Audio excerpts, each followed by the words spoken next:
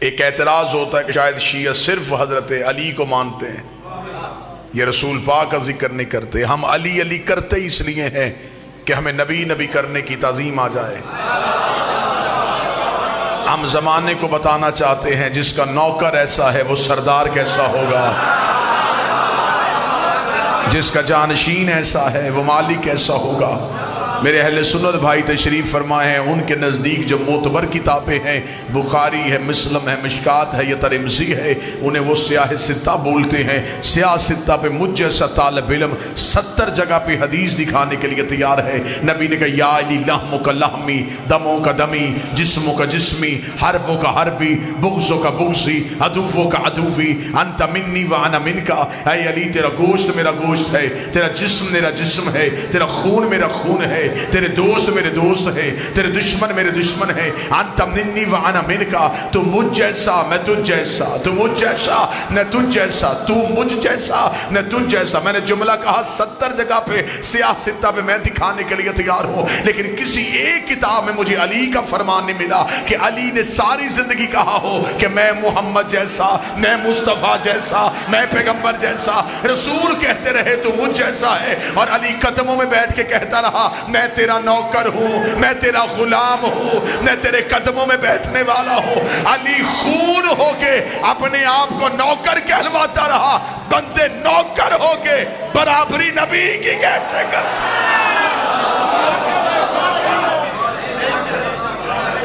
اتحاد قائم ہو جائے گا امت میں، امت ایک جگہ پہ اکٹھی ہو سکتی ہے۔ میں رجوع سادات ہے، سادات کے گھر ہمیشہ آباد رہیں، امتی ہمیشہ سادات کی عزت پہ معمور رہے۔ میں فارمولہ دے کے جا رہا ہوں اتحاد امت کا، 4 چیزیں جس پہ امت کھڑی ہے: اللہ، نبی، اہل بیت، صحابہ۔ ایسا ہی 5ویں چیز ہے ہی کوئی نہیں۔ اللہ، نبی، اہل بیت، صحابہ۔ لے میں اتحاد کا فارمولہ دینے لگا ہوں آج نبی کی اس میلاد کی تقریب میں۔ اللہ خالق، اللہ مالک، اللہ سب کچھ، اللہ پالنہار، اللہ علی کل شیء قدیر، اللہ مختار۔ اللہ کے بعد جو مانو وہ نبی کو مانو، کلمہ نبی کا پڑھو، اطاعت نبی کی کرو، عزت نبی کی کرو، لیکن کبھی بھی نبی کو اتنا نہ مانو کہ نبی اللہ سے بڑھ جائے۔ نبی کی عزت ہے لیکن ایک حد، اللہ کی عبادت ہے، مصطفیٰ کی اطاعت۔ نبی کو مانو لیکن اتنا نہیں کہ نبی اللہ سے بڑھ جائے۔ منت اہل بیت سے مانگو، مرادیں اہل بیت سے مانگو، اولاد اہل بیت سے مانگو، مشکل کشائی اہل بیت سے کرواؤ۔ کبھی بھی اہل بیت کو اتنا نہ مانو اہل بیت نبی سے بڑھ جائیں۔ مسجدیں صحابہ کے نام پہ بنواؤ، بچوں کے نام صحابہ کے نام پہ رکھو، لیکن کبھی بھی صحابہ کو اتنا نہ مانو کہ صحابی اہل بیت سے بڑھ جائے۔ اللہ اللہ رہے، نبی نبی رہے، اہل بیت رہے، صحابہ صحابہ رہے۔ اگر آپ بھی کسی بندے کے چہرے پہ پریشانی ہے تو میں نے جملہ شیعہ مقرر بن کے تو نہیں کہا تھا، میں نے تو اتحاد امت کا فارمولہ دیا تھا۔ اگر کوئی کہتا ہے کہ یہ ساری چیزیں ایک جگہ پہ دکھا تو میں ایک جگہ پہ دکھا دیتا ہوں۔ مسجد اللہ کی تھی، سجدے میں نبی تھا، پشت پہ اہل بیت تھے، پیچھے صحابہ تھے۔ اللہ کی مسجد تھی، سجدے پہ ہمارا نبی تھا، پشت پہ اہل بیت، پیچھے صحابہ تھے۔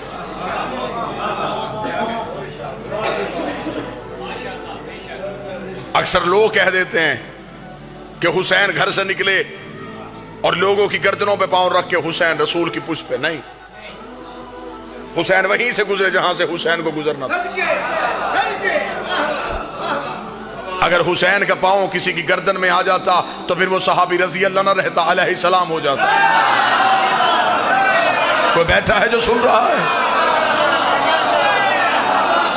اس سے بڑھ کے اعزاز کیا؟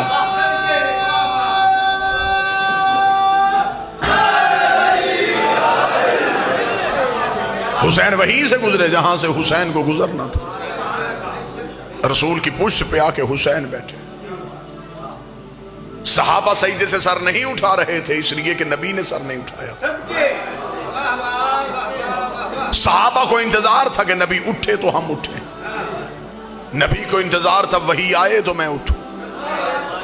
وحی کو انتظار تھا جبریل لے کے جائے تو میں جاؤں. جبریل کو انتظار تھا خدا بھیجے تو میں جاؤں. خدا کو انتظار تھا حسین اٹھے تو میں بھیجوں.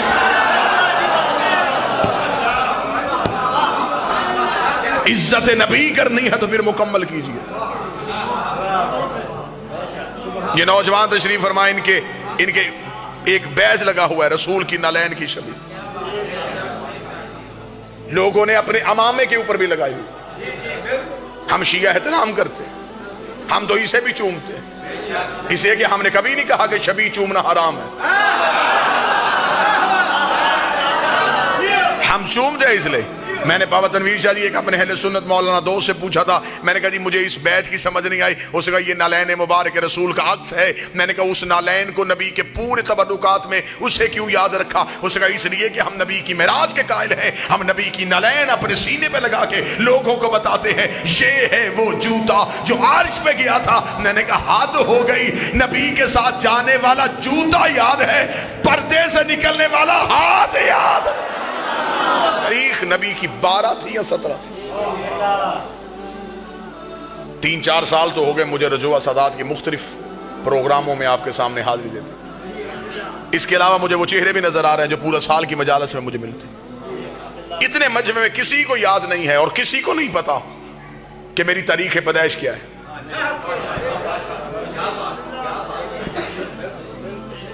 پیچھے 5-6 سال سے میری دوستی بھی ہے، میرا بھائی بھی ہے چھوٹا کامران، اسے بھی نہیں پتا کہ میری تاریخ پیدائش. میرے یاروں کو بھی اکثر کو نہیں پتا.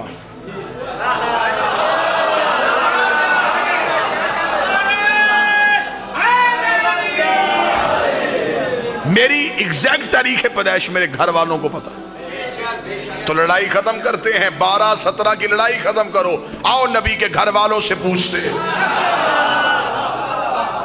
جب ہم نبی کے گھر کی طرف گئے تو باپ تو دنیا سے چلے گئے تھے، پالا تھا ایک چچا نے. اس کا مطلب ہے میلاد وہی منائے گا جس کا ابو طالب کے ساتھ تعلق اچھا ہے. عزت نبی کرنی ہے تو پھر عزت نبی اس معیار پہ کر جو میرے نبی کا حق بنتا ہے. خدا کہتا ہے میں یہ زمین اور آسمان بالکل نہ بناتا اگر میرا نبی نہ ہو. حدیث قدسی ہے، یہ زمین، یہ آسمان، یہ دریا میں روانی، یہ سمندر میں طغیانی، یہ سب کچھ ہے تو نبی کی وجہ سے. نبی نہ ہوتے تو یہ کچھ بھی نہ ہوتا. جو بندے شیعہ سنیوں کو کہتے ہیں کہ یا رسول اللہ نہیں کہنا چاہیے، یا زندہ کے لیے ہوتا ہے، رسول سے مدد نہیں مانگنی چاہیے، سلام نہیں پڑھنا چاہیے، میں ان بھائیوں کو جواب دینے لگا. وہ بھی یہ حدیث قدسی مانتے ہیں کہ خدا کہہ رہا ہے زمین و آسمان خلق نہ کرتا اگر میرا نبی نہ ہوتا. آج رجوع سادات میں لائٹیں لگی ہیں، کیوں؟ میلاد کی وجہ سے. اس بارگاہ میں قلین بچھا ہے، کیوں؟ میلاد کی وجہ سے. یہ منبر سجا ہے، یہ مومنین آئے ہیں، یہ رونق ہے. کل کوئی یہاں آئے گا نہ لائٹیں ہوں گی، نہ سائباں ہوگا، نہ قلین ہوں گے، نہ منبر ہوگا، نہ ذاکر ہوں گے، نہ مجمع ہوگا. وہ پوچھے گا کل تو بڑی رونق تھی، آج خاموشی کیوں؟ کوئی بتائے گا وہ رونق تھی میلاد کی. میلاد ختم، رونق ختم، میلاد ختم، رونق ختم. میرے مالک اگر یہ سب کچھ نبی کے لیے بنایا تھا تو نبی دنیا سے چلا گیا ہے. زمین کو لپیٹ دے، آسمان کو گرا دے، سورج کو بجھا دے، آواز ایک گستاخ نہ بن. میرا نبی تھا نہیں، میرا نبی ہے.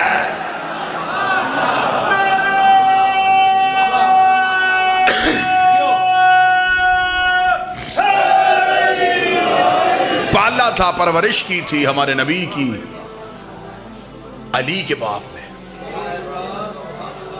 نام جن کا عمران تھا، مشہور جو ابو طالب کی وجہ سے، جس کے بڑھاپے کے سائے میں اسلام کی یتیمی نے جوانی کے انداز سیکھے. جس نے انگلی پکڑ کے رسول کو چلنا سکھایا. میں سنی کتاب سے ایک حوالہ پڑھنے لگا، اہل سنت بھائیوں کی کتاب ہے. رسالت مآب کی ظاہری عمر ابھی 5 سال تھی. ظاہری عمر. مکے میں بابا جی قحط پڑ گیا، لوگ بھوک سے مرنے لگے. مکہ برادریوں کا شہر نہیں تھا، قبیلوں کا شہر تھا. فیصلہ سردار کرتے تھے. مکے کے قبیلوں کے سرداروں نے بیٹھ کے فیصلہ کیا مکے کو بچانے کے لیے ایسے کریں، ہر قبیلہ اپنا اپنا بت لے کے آئے اور مکے کے باہر صحرا میں اپنے اپنے بتوں کو رکھتے. ہر قبیلہ اپنے بت کے آگے بیٹھ کے اس کی پوجا کرے گا. کسی نہ کسی بت کی وجہ سے بارش نازل ہو جائے گی. جب یہ فیصلہ مکہ میں ہو گیا تو ایک سردار نے اٹھ کے کہا ہم تو سارے آ جائیں گے، ہاشمی کسے لائیں؟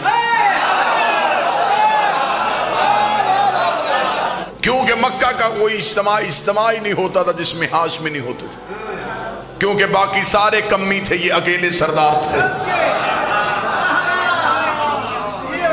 40 میں سے 3 سردار اٹھے. انہوں نے کہا ہم جاتے ہیں ابو طالب کے گھر. انہیں جا کے دروازے پہ دستک دی. اندر سے نبی اور علی کے مشترکہ باپ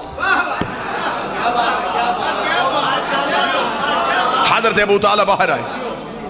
انہوں نے آ کے کہا اے ابو طالب، مکہ میں قحط ہے، کل ہم نے اجتماعی پوجا کا بندوبست کیا ہے، اگر تمہارا بھی کوئی خدا ہے تو تو بھی لے کے آ، کیونکہ آج تک ہاشم نے نہیں بتایا کس کی پوجا کرتے ہیں، عبد المطلب نے نہیں بتایا یہ کس کی پوجا کرتے ہیں. حضرت ابو طالب نے مسکرا کے کہا کل انتظار کرنا، ہم بھی آئیں گے. بابا جی مکے میں یہ بات آگ کی طرح پھیل گئی کہ اب دیکھیں ابو طالب کسے لے کے آئے گا. ابو طالب کا تو کوئی خدا نہیں تھا، اس کا بت کون سا ہوگا؟ یہ حضرت ابو طالب کے گھر کی طرف دیکھ رہے تھے. مکہ میں بت گھروں سے باہر آ چکے تھے. ذہن میں نقشہ رکھنا، بت گھروں سے آ گئے. ایک ایک قبیلہ اپنے اپنے خدا کے سامنے بیٹھا ہے، پنجوں کے بل کھڑے ہو کے رسول کے گھر کی طرف دیکھ رہے. تھوڑی دیر کے بعد ابو طالب کے گھر کا دروازہ کھلا. کل ایمان کے باپ کا پہلا قدم مکے کے بازار میں آیا. لوگوں نے پنجوں کے بل کھڑے ہو کے منظر دیکھا کہ ابو طالب کے ہاتھوں میں کون سا بت ہے. ابو طالب کے ہاتھوں میں تو کوئی خدا نہیں تھا، لیکن سنی کتاب شیعہ کتاب متفق علیہ لکھا کہ اب حضرت ابو طالب کے کاندھے میں 5 سال کا پیغمبر بیٹھا ہوا تھا. اپنے 5 سال کے مصطفیٰ کو کاندھے میں بٹھا کے مکہ کی گلیوں سے ٹہلتے ہوئے ابو طالب جا رہے تھے اور مکے کے سرداروں کے قریب سے گزر کے کتابیں کہتی آج مکے کی اتنی اونچی چوٹی میں جا کے کھڑے ہو گئے کہ مکہ میں گھر کے صحن میں بیٹھی ہوئی کافروں کی ماؤں کی گود میں لیٹے ہوئے کافروں کے بچے بھی ابو طالب کا چہرہ دیکھ رہے تھے. آج ہر مرد و سر ابو طالب کا چہرہ دیکھ رہا تھا. ابو طالب جب مکے کی چوٹی میں جا کے کھڑے ہو گئے، عرب کے کافروں نے کہا ابو طالب ہم نے کہا تھا اپنا خدا لے کے آ، تو اپنے بھتیجے کو لے کے آ گیا ہے. ابو طالب تو بتا کیا تو بھتیجے کی پوجا کرتا ہے؟ ابو طالب نے کہا ان خداؤں کو کیوں بلایا ہے؟ کہنے لگے بارش کے لیے. حضرت ابو طالب نے ہمارے نبی کے چھوٹے چھوٹے ہاتھوں کو تھاما، آسمان کی جانب کر کے کہا میرے اللہ تجھے ان ہاتھوں کا واسطہ، آسمان سے بارش نازل کر. ادھر مکے میں بدلی آئی، آسمان سے بارش ہونی شروع ہوئی، نبی کے چہرے میں مسکراہٹ آئی. آواز پروردگار ابن محمد یہ قرضہ یاد رکھنا، آج ابو طالب نے اونچائی پہ کھڑے ہو کے تیری نبوت کا اعلان کیا ہے، کل پلانوں کا منبر بنا کے علی کی ولایت کا اعلان.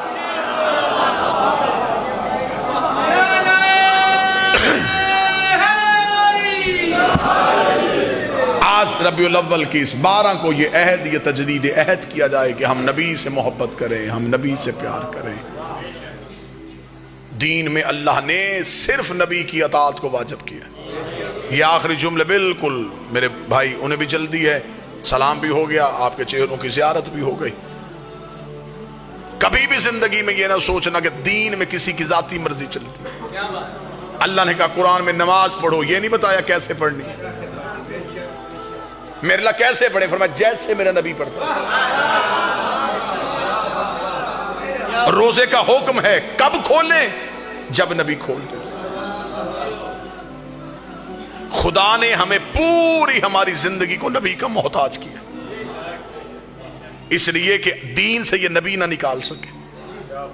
بندوں نے نبی کی زندگی میں ایک کوشش کی تھی، راتوں رات مدینے کے باہر ایک مسجد بنائی تھی، جس کے بارے میں شاعر نے کہا تھا مسجد تو بنا دی شب بھر میں ایمان کی حرارت والوں نے۔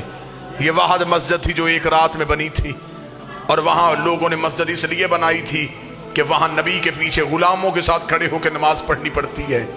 ہم اپنی امیروں کی علیحدہ مسجد بنائیں گے جہاں ہم اللہ کو ڈائریکٹ راضی کریں گے، ہمیں نبی کے وسیلے کی ضرورت ہی نہیں پڑے گی۔